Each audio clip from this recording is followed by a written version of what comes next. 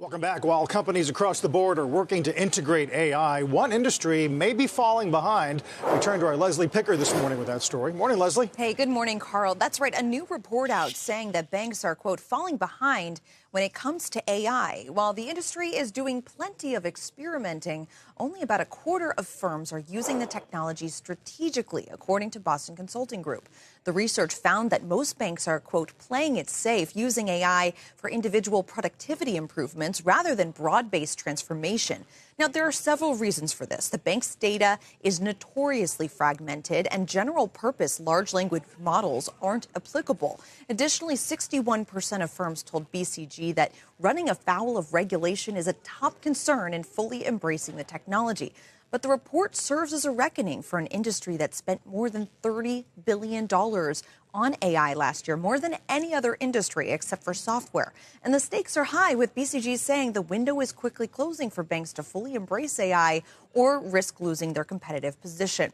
The report says Gen AI and agentic AI will dismantle current moats that banks currently enjoy, things like complexity and sticky customers and opaque pricing. However, the double-edged sword in all of this is if or when banks fully lean into AI, there could be a drastic reshaping of the workforce.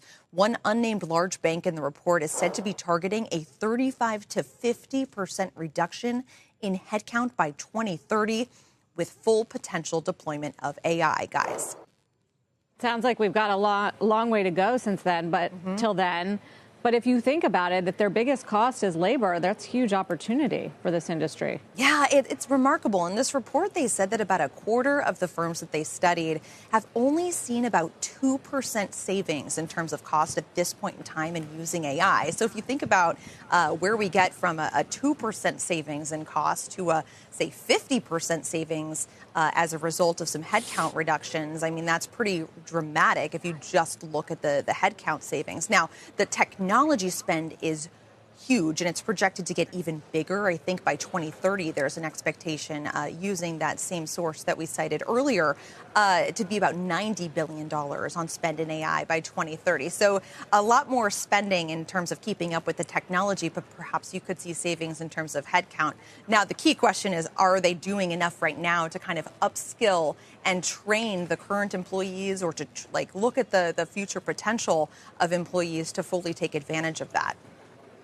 Also bullish for the AI sector if you get that kind of CapEx spending over the next few years.